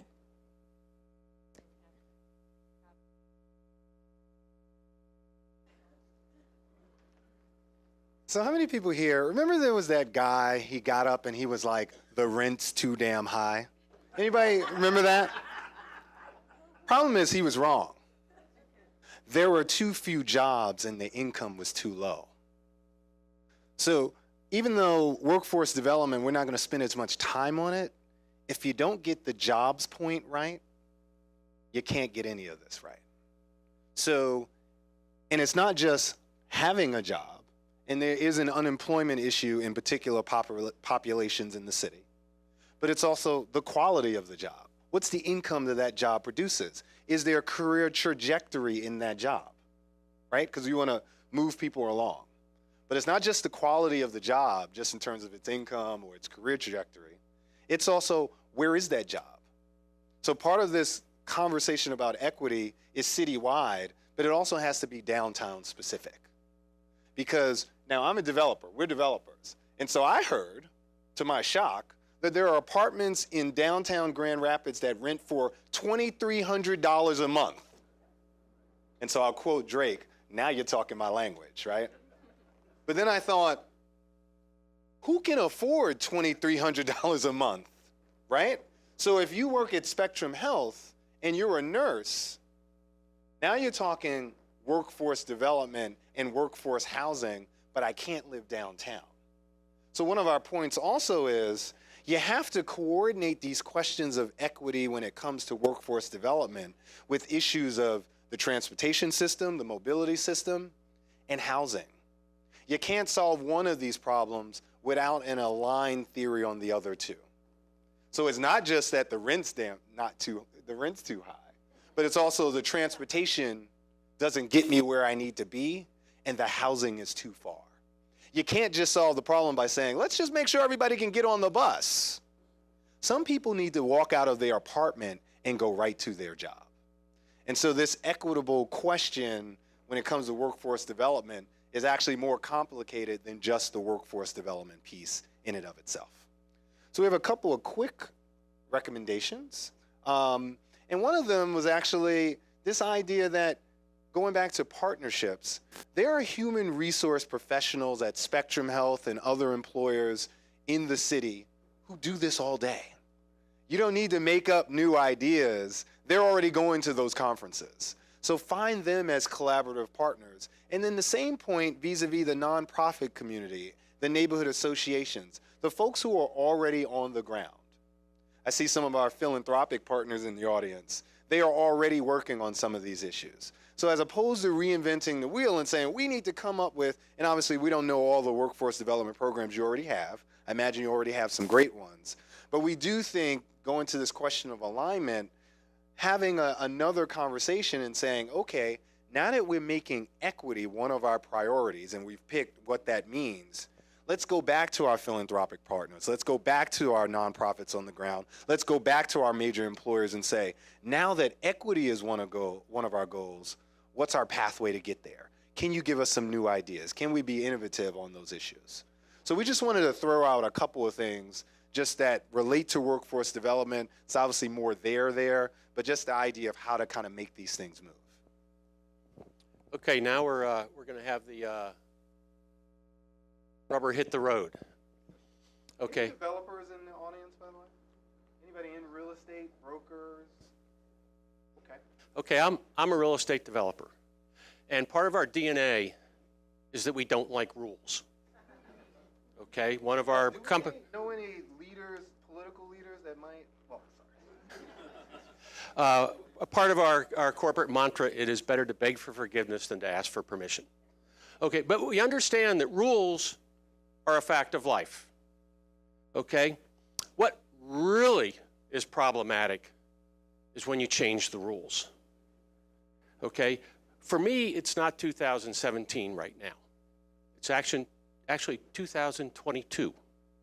And the reason for that is that if I have a project that is a gleam in the eye today, it's a reality in 2022. So I need to know what the rules are today, but I have to have a reasonable expectation as to what the rules are going to be 5 years from now. Okay?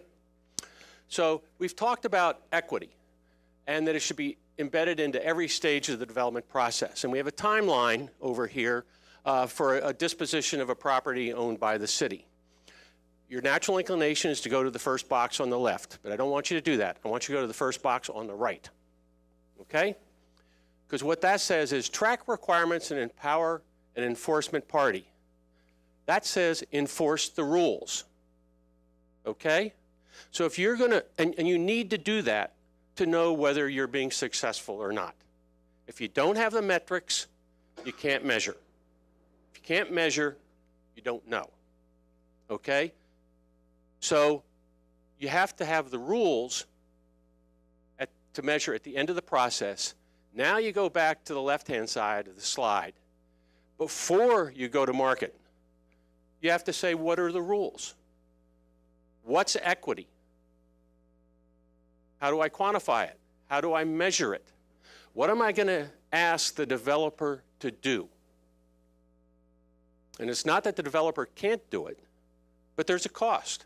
And sometimes it's easy. But for example, we don't live in the world of workforce development.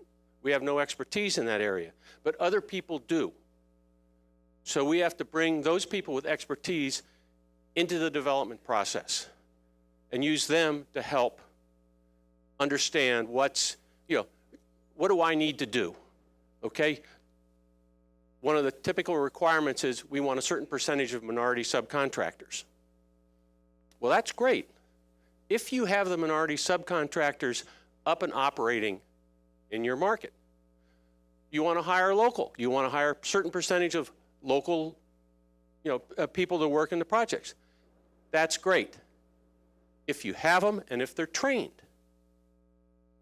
So it's important before the process starts to look at your workforce development and say, we're not training any minority electricians.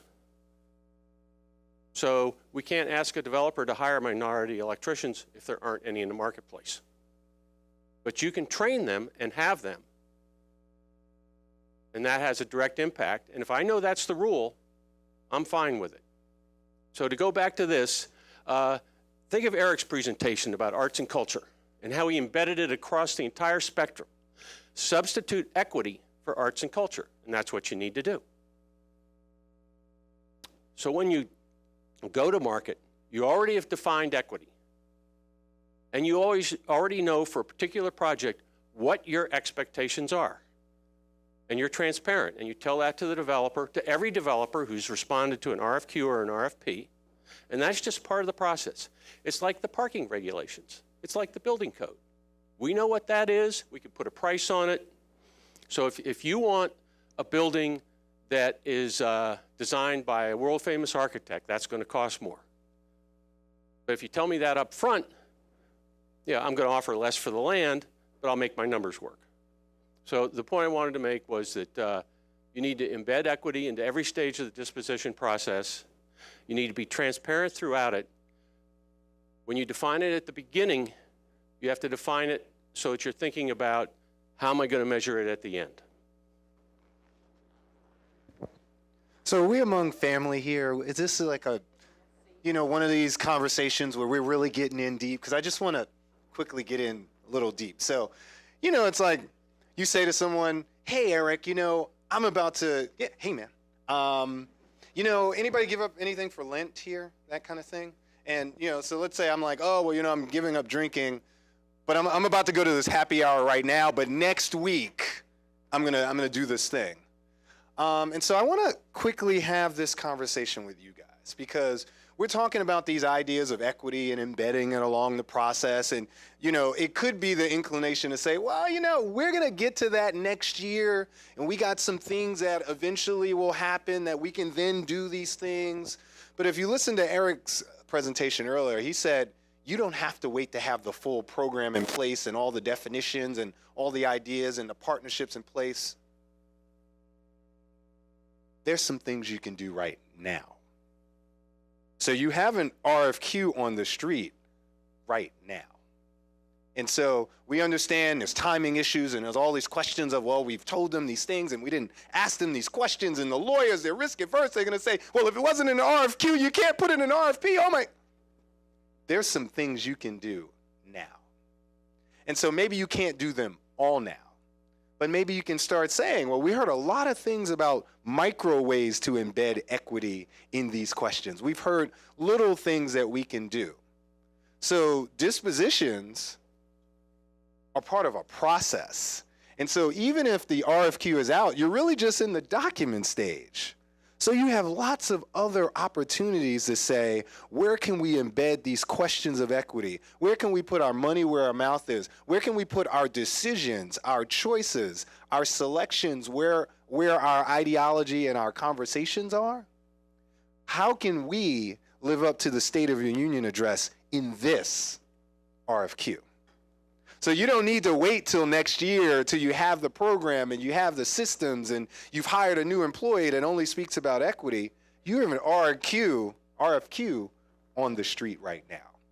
And so we wanted to kind of wrap all of this up to say that we're not saying any of this to give you ideas that one day you can put in practice. And really, this is not just a point about real estate dispositions. There is probably something each person in the city, each person in the private sector, each person in the nonprofit sector is doing right now that could be tweaked today. And so we wanted to make this conversation not just about tomorrow, but about today, what you do later. And so we just think this RFQ is one example of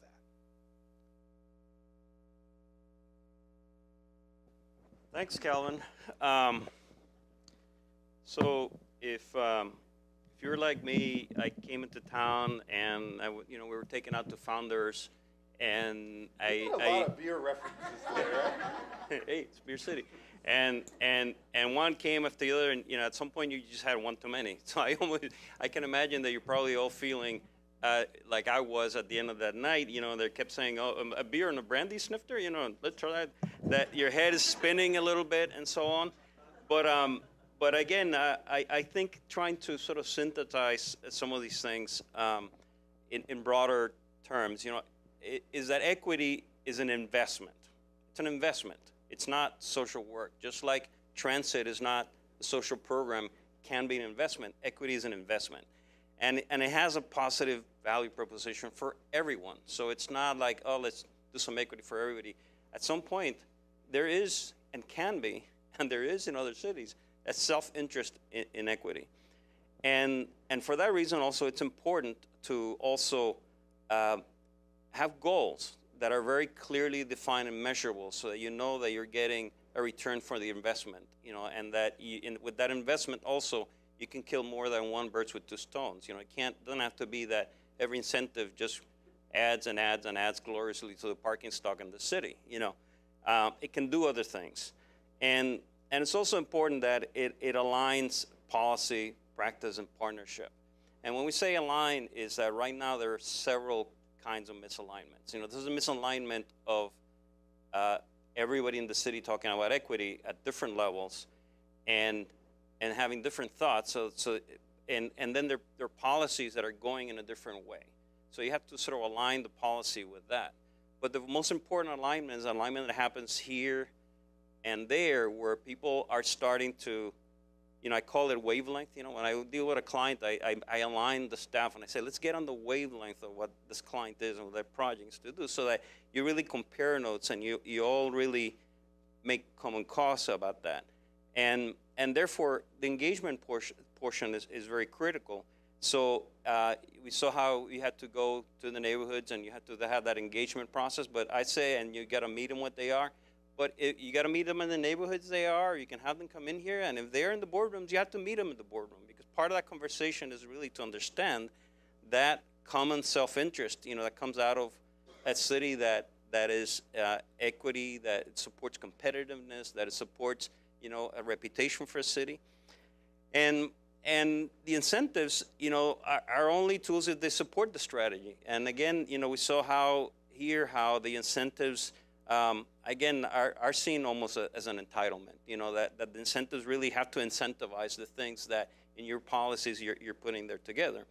So I think the final point is that, achieving equity really is an economic imperative in today's climate. It really is about competitiveness. It is about talent attraction. It is about maximizing resources, that if you are investing in a transit system, and I keep going that to an example, and you have dollars from parking revenues, that you actually use that to actually make it available to a broader group of people. You're talking about, there's equity going both ways, really. And that you really create a more effective economic engine. So when I came in today, I always go in there and I look at the seals of the city, motu viget, and I go like, why is it that they put it in Latin? It's always like, it's an obscure kind of thing. So I go, yeah, I know some Latin. I'm not a priest or a Roman Catholic priest or a lawyer, right? They all know Latin.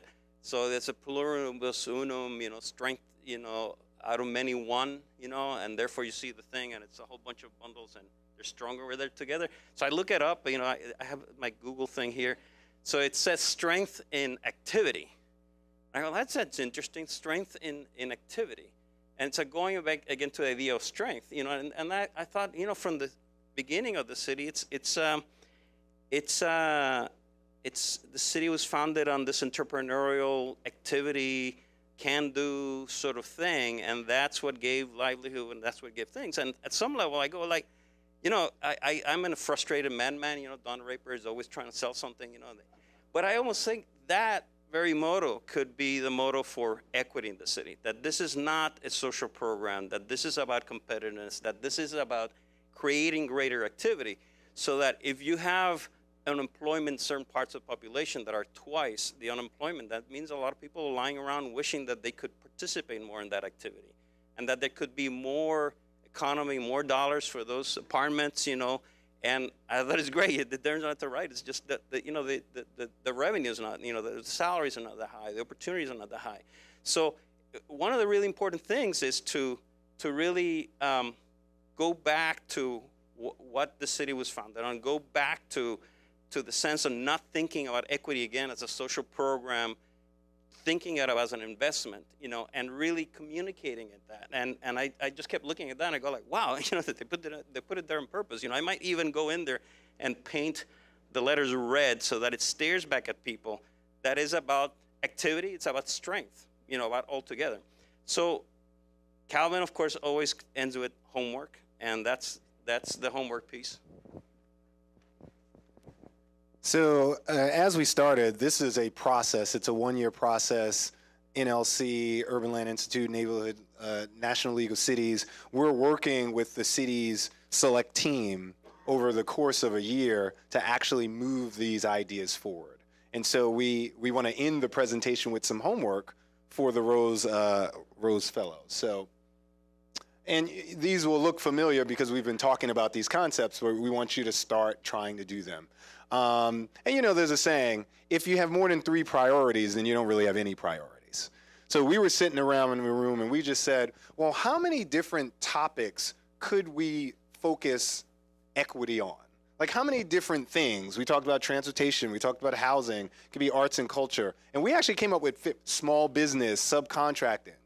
So you could have 15, 20, 30 priorities. And when we read some of the planning documents in the city, we see equity is talked about, but there's so many different components of it that at some point with finite resources and finite time, you have to say, well, maybe these are the top 3. So homework assignment number 1 is to say, what are the top 3 things? And one of the things we want you to think about is, and I think somebody made this point earlier, is the question of where can you get the most bang for your buck? So what might be the top 3 equity priorities where if you get those right, there'll be all these domino effects in the other categories. So that's homework assignment number 1.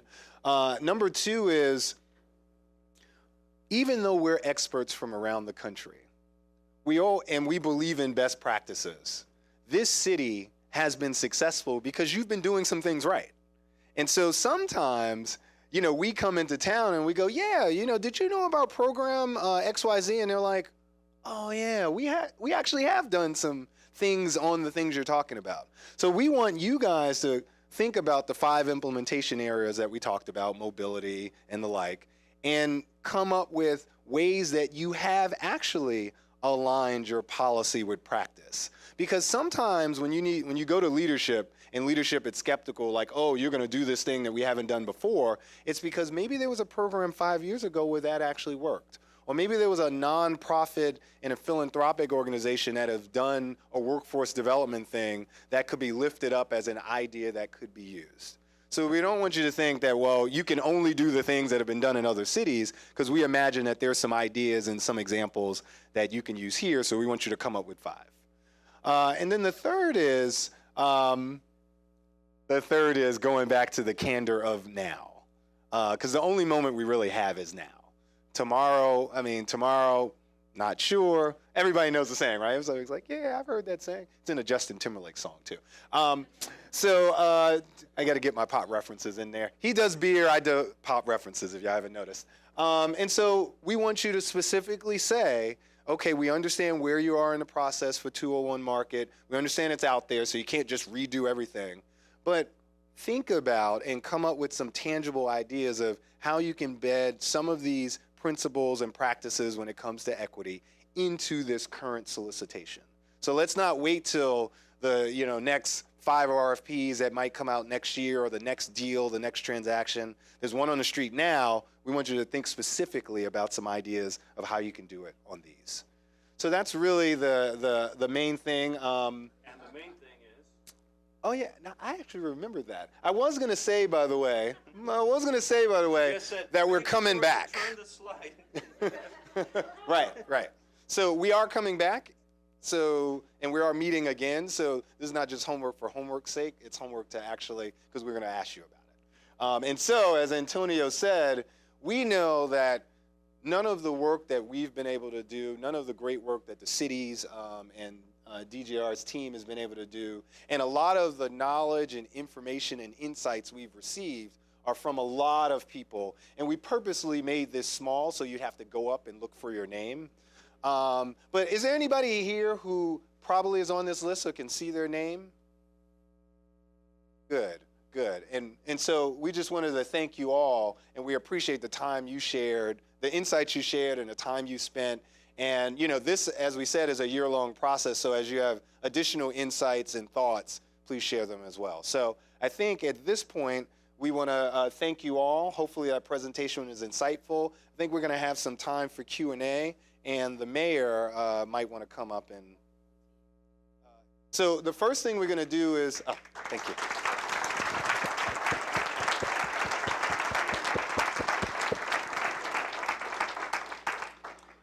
I was hoping those rap jokes worked. So we're going to do two things. The first thing we're going to do is we're going to bring the mayor's Rose Fellow team up and have them give their initial reactions to the things they did not know we were going to say. Key point. And then secondly, we'll have a brief Q&A where you in the audience can ask some questions or make some comments. Try to avoid the soliloquies, the long, speeches, but if you have questions and thoughts, and maybe we can do some real-time Q&A as well. So. All right, team, I'll have you come up. And I'm going to be really brief because I do want to make sure that we have time for some questions. I want to thank all of you again for coming here and spending all this time and energy. This was really fantastic. I think for me, this is really affirming. I think a lot of what you talked about, we know. So it's very affirming to have experts from throughout the country come here and let us know that we kind of have our finger on the pulse of what a core problem is in our community and what we need to do to solve it. The piece I really wrote probably the most notes about is around transportation. And I serve on the Rapid Board. And I think and it's been a really interesting experience serving on the Rapid Board, and how it's structured, that it's there's a number of cities that serve on that board, and it's a regional transit system, which definitely has its pros, but I think it also creates some real struggles and challenges because it's a very inflexible system. It takes a long time I think I saw Nico's here. There's Nikos, serves at the Rapid, but it's really difficult, and I think we're in a time where we have to think creatively and innovatively and make changes and think about transportation differently, because I think it is a core issue, and it's very hard to do that under the current structure. And so a lot of food for thought. I'm going to be talking to all the mobility experts that I know to try to get my head around that and figure out what we can do as a community to really rethink transportation in our community, because the city can't do it all alone, especially when we're a part of this larger system. So thank you. And I'll turn it over to Kara. Thanks. So yes, affirming, but wow. I participated in San Jose's work, and the study we did there was very different, but the participation here from the community is huge, and it's the voices that have spoken into the work that they have delivered today that will drive us forward. And I'm really excited about the opportunities that we have to build on the learnings from this process and the exciting activities we'll have going forward. But the one thing that I would hope that we could do is somehow try to continue this level of engagement. And with the limited resources, we have to make a commitment to making sure that we hear all of your voices and those that aren't present with us here today. But that has to be done. Otherwise, the development in this community is going to continue without the voices of the community speaking into it. So we'll continue to make that commitment and find the resources to make that happen, because it is part of our future. The homework related to 201, I think we have a great opportunity there, and we will make sure that we can transform the process to make it more equitable and find ways to provide equitable development in that site. It is a challenging one, but we'll make it happen, and we'll continue to modify our tools and even make some mistakes and break some things to do the right thing for the community.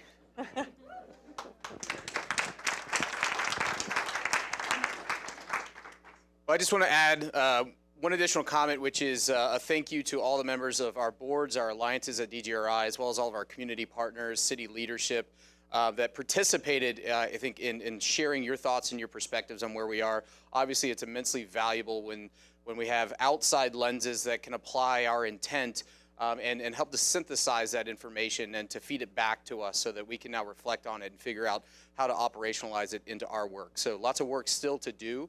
And my hope is that many of you will stay engaged in this process. So it's not just a one-shot deal, but we can count on the the names on this list and others in this room to help us, to help your fellowship team be able to apply this learning into some recommendations as we move forward, because it's not going to be an easy journey. I think there's going to be lots of discovery still to come. And just one item I would like to add to that is that this presentation will be available on our website, as well as through the ULI and probably the City of Grand Rapids as well. So I'm sure a lot of you, sorry? Oh, downtowngr.org, but they all know that. I'm kidding. Yeah, know that we're going to put this up there. Transparency is critical to this effort, as well as engagement moving forward, and there's many, many more steps to come. So hopefully you all will continue to participate. Because I know everybody wants to ask questions.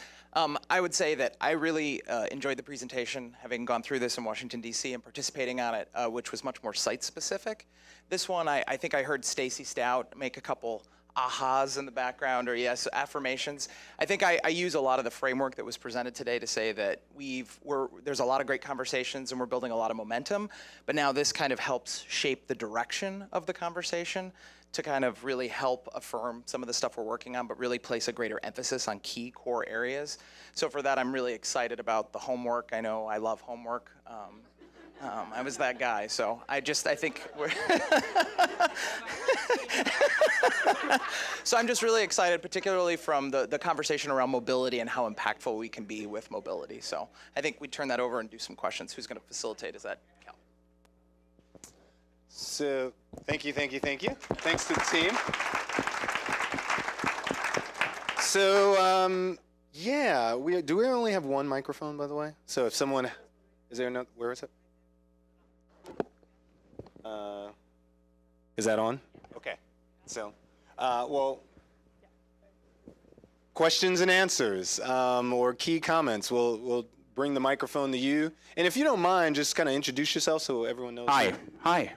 I'm Sam Cummings. I unplug toilets and change light bulbs in various buildings downtown Grand Rapids. Irony is, their separation is fascinating and how it is a small world. I sit at my table for participation and, we start playing the Do You Know game, and it turns out that my uncle, who my son is named after, is a very good friend of Chris Kerr's. So it's a small world indeed. I am, I'm grateful for all of you folks coming here. I've been doing this a long time, and I tell people all the time that the stuff that's going on in this city today is stuff that we dreamed about, 27 years ago when I first started doing this.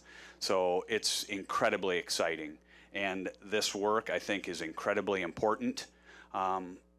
Critical to its success is, I'm a numbers guy. So, like Chris said, putting it, and I'm also sort of a voracious reader too, and a Jim Collins fan. So when establishing priorities to, there are always going to be people, we're all in agreement on what kind of goals we want to achieve, but where sometimes it breaks down is what are the tactics, right? Where are we today, and where are we going? And especially when you're deploying public resources, when there is sometimes opportunity cost.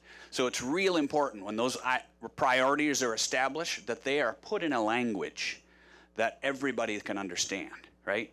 So there is the language could be different for different people, right? So because you're deploying public resources, it's real important that, in my opinion, that the engagement is critical, and putting it in language to make sure that you can monitor along the way, and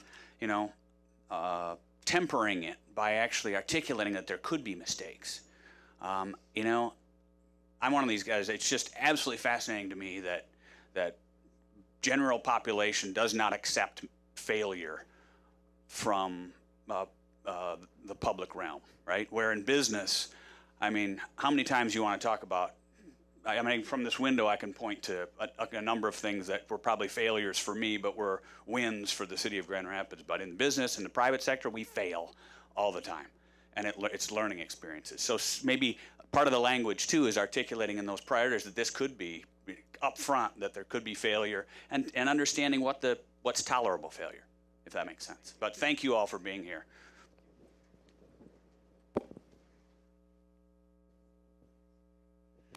Hi, my name is Jim Davis. I spent my first 8 years in the professional world as a music teacher, and I got really good at talking about why music was important to make math and science better, because that's what everyone needed to hear. But right before I left my career, I was able to just kind of throw my hands in the air and remind people that music matters because music matters. And so while today we're talking about what equity can do for many of us and how it's going to improve some of our own investments, I just want to remind everyone that equity matters, because people matter. And so I hope that's at the front and a heartbeat of what goes into the work that we do together. And I'm excited that you did this work. I'm glad you're all engaging with it. I just hope that the people that we're serving and the opportunities that we're making sure all of us have access to are what drives this ship. And I know we need to have some of those measurables, and that's what's going to help a lot of us rally around that. So thank you for that work. I would never do that work. I would just kind of point at some idealist thing and say, let's chase that dream. But I'm excited for that, and I just want to remind you that this is about people.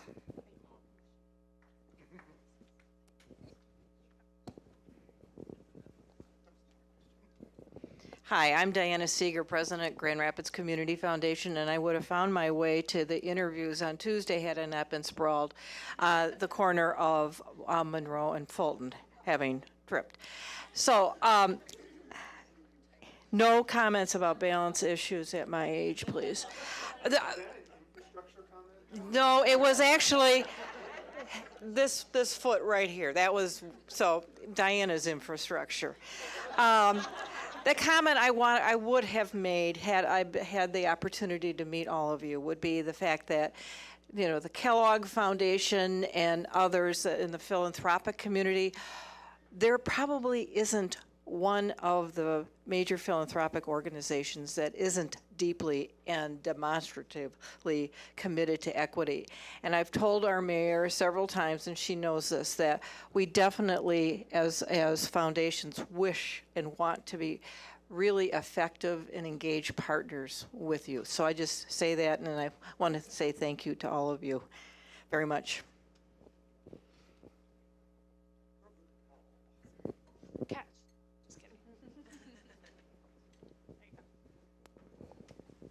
Buenos días, bienvenidos. Roberto Torres, Director of the Hispanic Center of Western Michigan. I want to thank the mayor for her leadership. First and foremost, 2 years ago, when she addressed the city in the State of the City address,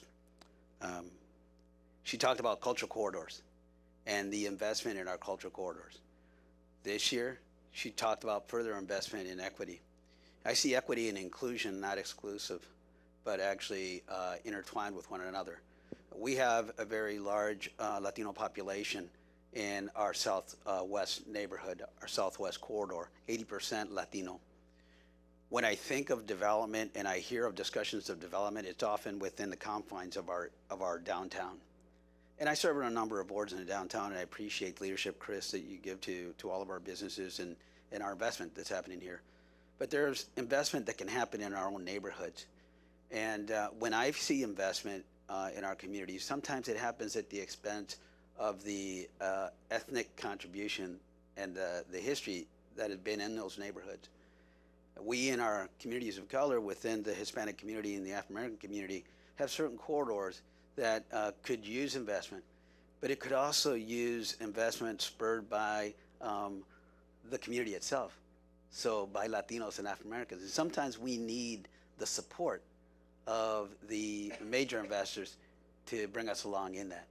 And so I certainly hope that as we have further discussion on this plan, that it's inclusive of all of Grand Rapids, and it's inclusive of even those developers that are in the process of becoming major developers here in our community. Thank you.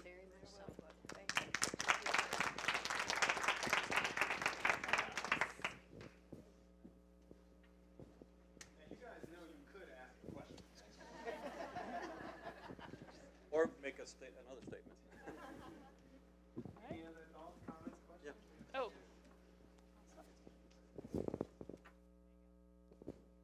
So this is actually a question, and it relates back to the point about trust. I think so help us. there is, as I talk to people in the community, there is a lack of trust. And there is a feeling that the history has been that some of the major decision makers in this town, some of the major money in this town, has not historically been for equity, that there are people who will not support mental health issues or LGBTQ issues. What I want to see us as a city is to never take money when we have to leave people behind in order to get it. I don't know of a more sophisticated way to put that. That's really where I'm at. And I'm scared to ask this question, I'm sorry. Oh. So can you speak to how do we build that trust, and how do we call out if we need to call out? Because we're just the little people. I don't know. I'll start with some impressions, and maybe, I really have to heartily agree with the musician that, for the love of music. Yeah, that I mentioned that I agree with the musician that, music for the sake of music and equity for the sake of equity. And in many ways, the discussion about affirming equity and then broadening the definition of equity and making it understood in many different dimensions is partly an important part of that discussion, so that everybody understands that equity is not something that is just about viewing it in certain ways, and that there's a broader discussion. And I think that certainly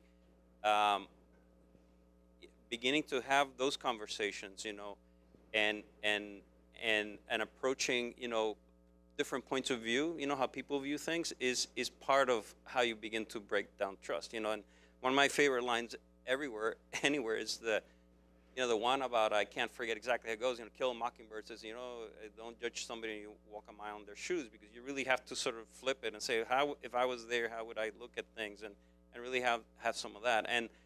And nowadays that's kind of a hard, it's a grand civic gesture, happening, and that's not that easy to do, but that's why it's really important to begin to do that. And I'll sort of bring some folks in too.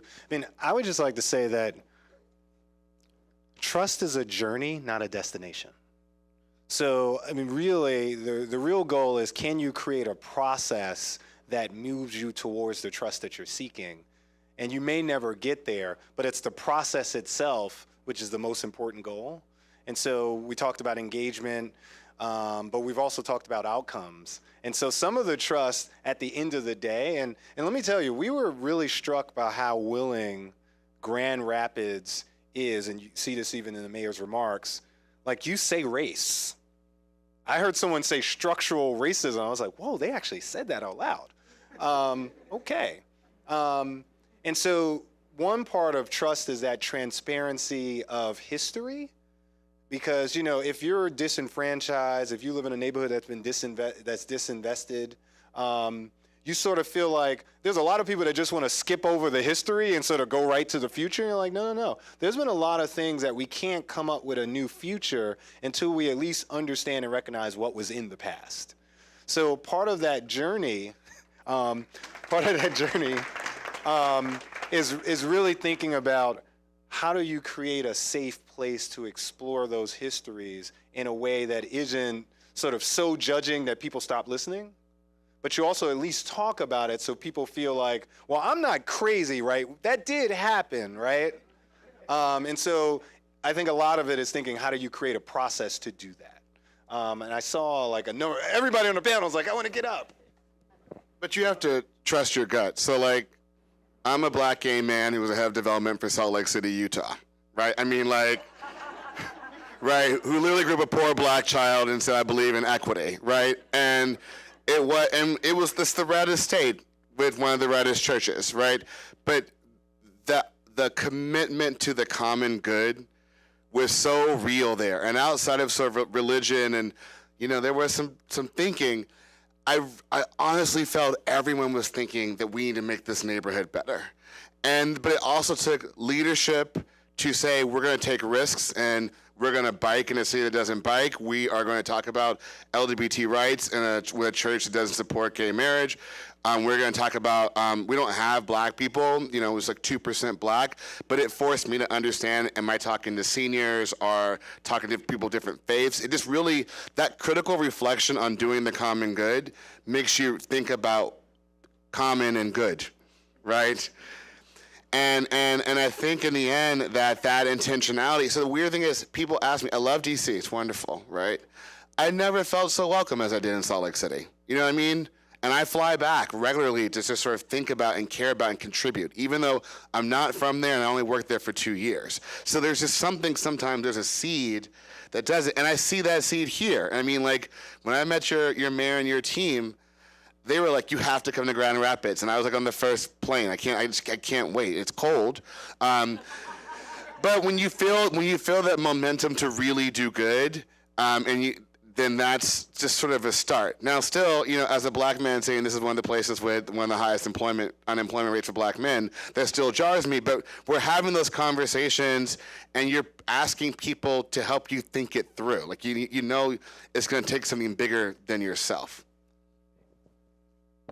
Just to come back to metrics, you got to be able to measure it, and you got to be consistent. So just to be really practical, it's beautiful, and the sentiments in the room are wonderful, and it takes the leadership that's here, not only of the mayor and the commissioners, but also your leadership to do your part to stay a voice that's a positive voice and saying, what about me? I'm at the table. Here's my constituency. Here's what we're asking for in a positive way so that it's a two-way street, that people are showing up and wanting to be included and contribute to good outcome. Okay, related to building trust, I think one, and I'm the metrics person, but I think actually one of the things that I would really show signals a commitment by the city is, this has been a culture of yes here in Grand Rapids, and I think and a fear of making the wrong decision or losing out.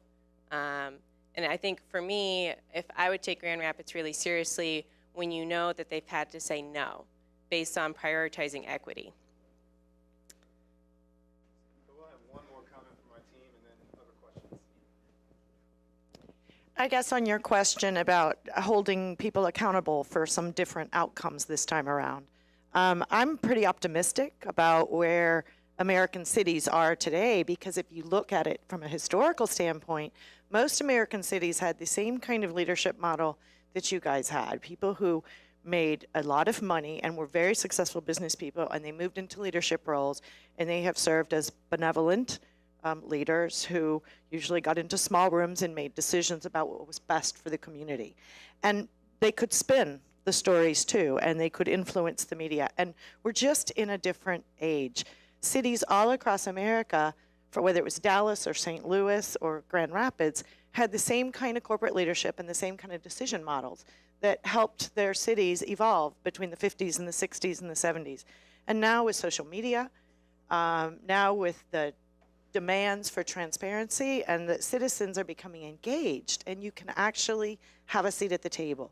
And that's a new age for American cities, I think. And the commitment of your mayor and the willingness to kind of peel back this Band-Aid and expose the scar to air and light, it's going to be the beginning of the healing. And it's worked in other cities, and so you're taking that first step. So I see that we are at the hour. If there's any other burning questions or comments, last call. I would perhaps, again, thank you everybody for the chance of having been here. It really was wonderful. You have a fantastic team, and I'd like to the mayor for having the last word. Thank you. I'm just going to add my thanks to all of you again. This is a journey, and I always say I'm unbelievably blessed and grateful to be in this position to serve our city. But I love this work because of all of you. I love this city. I love what we're doing. We can do so much better.